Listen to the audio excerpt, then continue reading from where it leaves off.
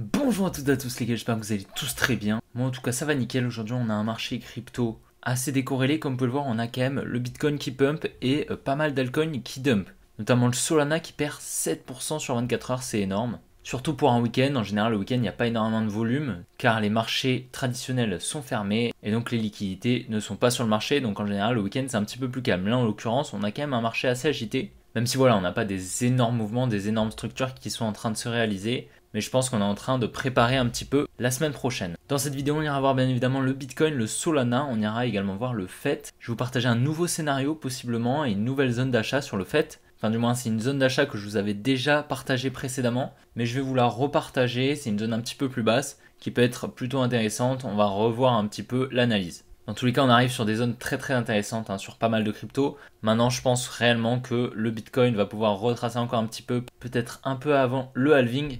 Chercher l'équité au sud, on va voir ça ensemble. J'espère vraiment que la vidéo vous plaira, si c'est le cas n'oubliez vraiment pas de la liker et de vous abonner, ce n'est pas déjà fait, n'oubliez pas de rejoindre mes réseaux sociaux directement en description. Et puis les gars, je vous souhaite un bon visionnage, allez on est parti.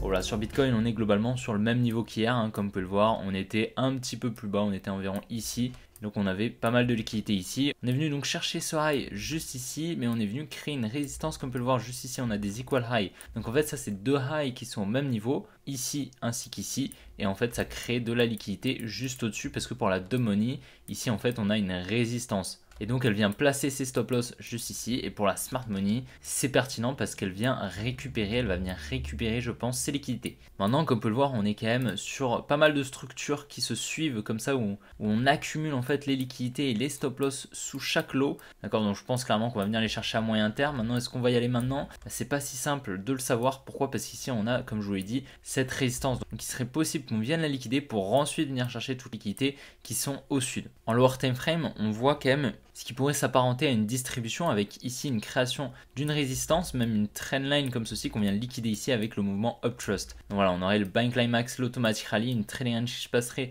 juste ici avec la création d'une trendline juste ici qu'on vient liquider ici avec le Uptrust. Donc assez intéressant, on aurait donc un niveau ici qui serait de l'inducement, on viendrait au minimum chercher ce niveau je pense, ce serait le niveau des 68 800 qu'on devrait venir chercher je pense ce soir. Et ensuite il faudra surveiller, est-ce que justement on va pas venir effectuer une réaccumulation de tech pour repartir et ensuite venir liquider la résistance qui est au-dessus de ce niveau ici au niveau des 69 800. On a comme je vous l'ai dit pas mal de liquidités qu'on pourrait totalement venir chercher. Ici on a une demand qui est assez pertinente, on pourrait je pense réaccumuler dedans. Donc voilà, on va surveiller ça, mais il est tout à fait possible ici qu'on effectue une réaccumulation pour repartir à la hausse. Maintenant les liquidités qu'on laisse au sud sont réellement énormes et on a toujours ce support ici là, ces equal lows qu'on a qui accumulent énormément de liquidités de plus en plus au final avec tous ces lots que je vous ai partagés juste avant qui détiennent énormément de liquidités également. Si on enlève les dessins, comme on peut le voir, on a vraiment ici de la liquidité, ça se voit, on a vraiment un triangle qui est en train de se former. Et en fait, un triangle, c'est un setup qui est créé par la smart money pour piéger la dumb money, pour créer en fait de la liquidité. Et donc, on a réellement énormément de liquidité au nord ainsi qu'au sud, d'accord, ici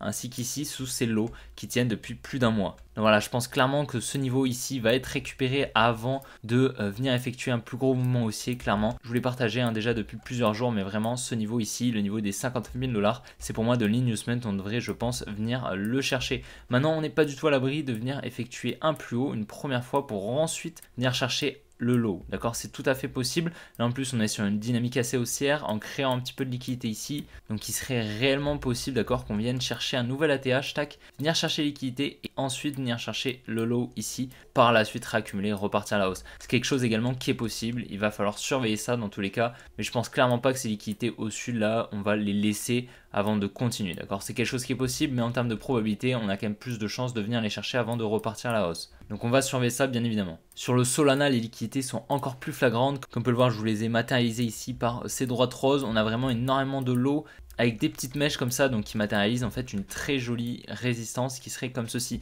Donc en fait on a énormément de liquidités, sans compter les stop loss qui s'accumulent sous les lots. On a vraiment beaucoup de contreparties pour la dumb money à venir chercher. Donc voilà, pareil, je pense clairement qu'on va venir les chercher au niveau des 150 $, et pour moi je pense une bonne zone d'achat pour du moyen long terme. Mais voilà, là clairement acheter au-dessus de toutes ces liquidités, c'est je pense pas très pertinent. On est ici dans une supply assez pertinente, la supply au niveau des 180 $ à peu près. Et comme vous pouvez le voir, tout comme sur le Bitcoin, on est en train d'accumuler énormément de liquidités au sud. Et là c'est fou, c'est encore plus flagrant que sur le Bitcoin. On vient casser aucun lot comme on peut le voir. Même ici, on vient carrément créer des equal lows juste ici. Donc clairement, on a énormément de liquidités. C'est pour moi de l'inducement qu'on va venir chercher tranquillement. D'accord, ce qui aurait été beaucoup plus intéressant, ça aurait été de faire quelque chose comme ça. Tac, on crée un petit peu de liquidité. Comme ceci, on vient la chercher. Tac, ensuite, on revient créer de la liquidité. On vient chercher avec ce mouvement. Tac, et ensuite, on explose. Ok, là, c'est pas du tout ce qu'on est en train de faire. Ce qu'on a fait, c'est ça. D'accord, tac. On vient créer des lots. Tac, carrément, on crée des supports. Donc, énormément de liquidité. On monte comme ça en escalier assez long. Et du coup, on laisse tous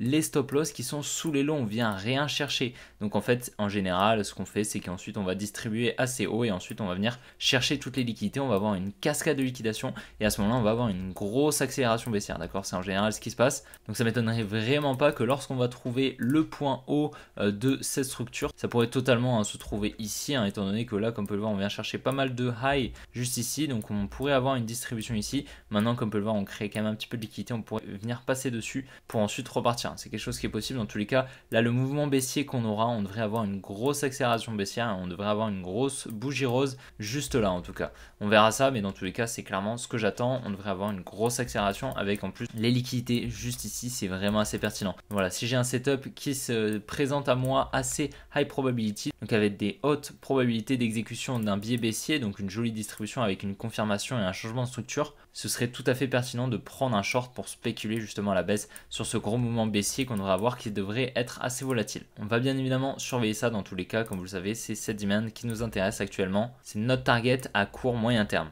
Voilà, sur FED, je vous avais partagé une première zone d'achat qui était celle-ci, donc c'est la zone des 2,54 $. C'est une zone, je pense, intéressante pour de l'achat, d'accord? Dans le cas justement où on vient protéger ce lot juste ici avec cette grosse structure haussière et on continuerait la structure haussière en venant protéger ce lot. Ça aurait été une bonne zone d'achat, je pense que c'est toujours une bonne zone d'achat, d'accord? Maintenant, comme on peut le voir à court terme, on crée pas mal de liquidités. Maintenant, on peut tout à fait la laisser. C'est pas un énorme support comme on peut le voir, mais on crée quand même des equal lows. Ici, on vient pas chercher les equal lows également ici. Donc, je m'attends, je pense, à ce qu'on vienne chercher toutes les liquidités qui sont au sud. En plus de ça, si on dézoome un petit peu, c'est quand même important de prendre un petit peu de recul sur le graphique et pas seulement être focus sur la lower time frame. On regarde un petit peu et là, on voit quand même qu'on a ce qui pourrait s'apparenter à un setup de distribution ici avec un petit peu de liquidité ici et on aurait une TR qui serait juste ici, donc un automatic rally juste là. Donc on aurait le buying climax, l'automatic rally juste ici, le secondary test qu'on met juste là et le uptrust juste ici, c'est la liquidation de la grosse distribution qu'on aurait juste ici. Et donc qui dit distribution dit TR trading range, ok, vous le savez, elle se place au niveau de l'automatic rally qui est juste ici.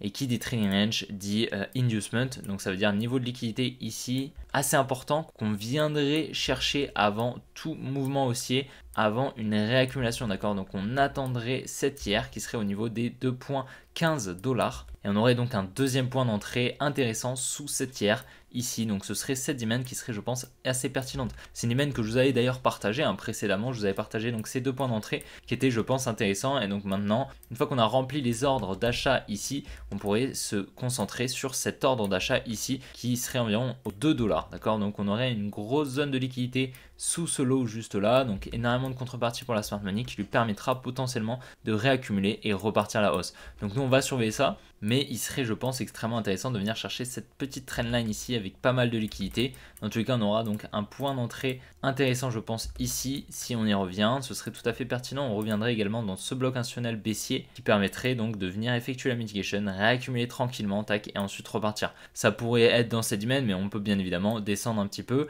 Je pense qu'on va venir protéger ce lot dans tous les cas. Donc voilà, une accumulation ici, environ les 1,8 $, les 2 $, ce serait, je pense, tout à fait pertinent. Dans tous les cas, là, honnêtement, les zones d'achat ici, là, sont quand même, je pense, intéressantes. On a quand même cette demand qui est super intéressante et on n'est pas du tout à l'abri qu'on vienne protéger cette structure et continuer la hausse. Maintenant, vu les liquidités qu'on est en train de créer au sud, ça m'étonnerait réellement et je pense que ce point d'achat est le prochain intéressant. Et donc à présent, je pense pas que ce soit très pertinent de recharger de nouveau dans cet order block, d'accord? Moi personnellement, j'ai déjà rempli quelques ordres sur le fait et je pense que j'en remplirai un petit peu plus ici, d'accord, si on y vient. Voilà, dans tous les cas, le fait c'est un projet prometteur pour le bull run et même pour de l'achat à moyen terme, c'est, je pense, super intéressant. Mais si on a une grosse distribution ici et qu'on attaque une réaccumulation, on pourrait vraiment avoir un très gros mouvement haussier qui pourrait nous emmener très haut.